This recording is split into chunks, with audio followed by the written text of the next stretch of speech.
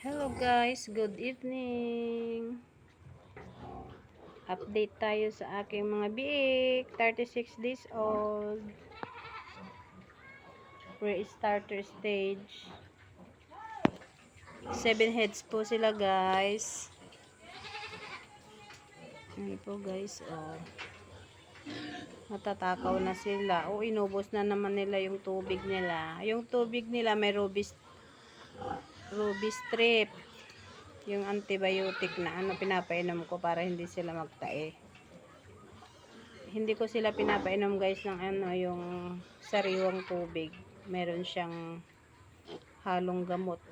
Kasi pag ganyan na yung sariwa yung ipapainom ko, magtatai sila. Yan ang gaganda na ng katawan nila, oh. Walay na sila sa nanay. 36 days old sila. Pang fourth parity ni RC. Anak ni RC po ito. 10 sila, kaya lang yung 3 namatay kasi pag naapak-apakan niya. Kasi sumasampa kasi itong inahin ko na to eh. Lahat naman po sila, mahilig sila sumampa. Ayan, nilagay ko siya dyan o sa niya, gestating pen. Para pag nag-AI ulit po siya, hindi siya sasampa-sampa. Hindi siya makukunan. Ito naman po yung aking mga patining, 4 sila. Ay, mas malaki po yung isa kasi yan yung anak ni Lucky. Yung 3, anak ni Rose. Yan po, oh.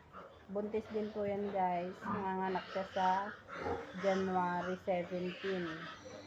Yan po ang due date niya. Yan po yung pinakamalaking inahin ko. Large white po ang lahi. Large white Petrin po kasi meron siyang yung CRC. Ito large white. CRC anak po niya si Lucky. Yung nandun sa dulo, oh. 3 po kasi sila guys. 3 kong inahin ko.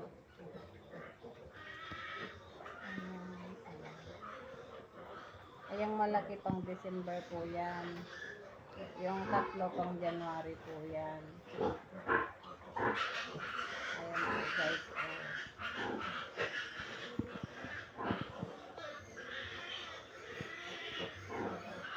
Grower stage po sila. Kala ko noon hindi yan lalaki itong mga to kasi sobrang hilit nila na mahaba. Kala ko hindi sila mabubuhay, lalo na ito, oh, itong itim na to, yung may kulay. Kala ko mamamatay yan kasi hindi siya kumakain. Nung ginamot ko siya, mayroon yata siyang lagnat sa loob. Gumaling naman po siya. Kaya eto, malaki na siya. Pwede nang lechonin. Pero hindi ko palalaki po yan pag mura kasi ang live weight ngayon, kaya pangkatay lang. Ayan guys, si Rose. Buti nakalagkas si Rose. Oh. Nagbuntis siya, pangbenta ko po sana yan. Tumaba na po kasi siya. Kasi po ang inahin, pag payat po pala siya na buntis, yan, bibigyan ka lang po ng maliit na anak, ay konting anak.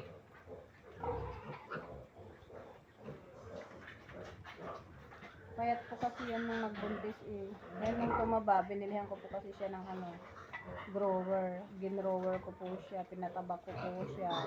Kasi nga po ang balak ko po, ibenta siya. Ayan naman po nagbuntis. Mura lang po kasi ang yung live weight ng inahin. Kaya sayang din.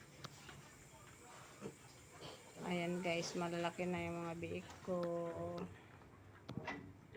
Laban lang kahit may pinagdaanan kasi napasok din po tayo ng sakit. Kaya maraming salamat sa Diyos at hindi naapektuhan ang aking mga inahin. Nandyan pa rin sila. Yung pinaalaga lang po natin ang naapektuhan. Pero po ito, hindi po kahit isa. Yan, Nagaganda na po sila. O. Yung isa medyo payat. Yan yung pinakamaliit. Nung ano yan, hindi siya kumakain. Nung pinapakain ko yung tatlo ng yung babang ng mais. Yung darak ng mais. Parang ayaw niya. Ayan talaga dyan humihiga sa ibabaw. O.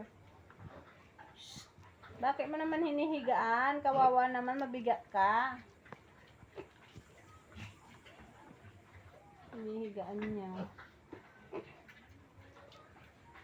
Kasunod po yan si Rose at saka si Lucky, mga anak. Si Rose January 17, tapos yung si Lucky January 21.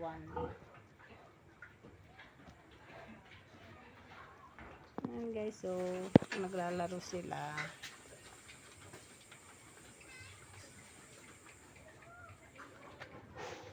Pang ano sila, pang 4 days ko sila winalay sa nanay. Natatakaw na nila. Yung isang maliit, kasi nung 8 pa sila, nandiyan pa nga yung isa, hindi ko pa naibaon, nakalimutan ko na. Yung isa kasi, gatas lang ang kinabubuhay niya. Nung winalay ko, syempre hindi ko na sila pinapagata sa nanay.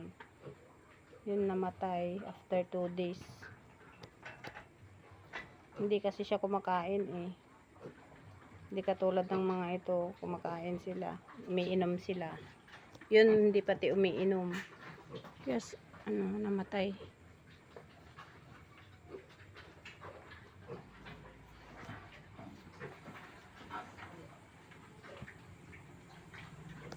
Ayan lang guys. Thank you for watching.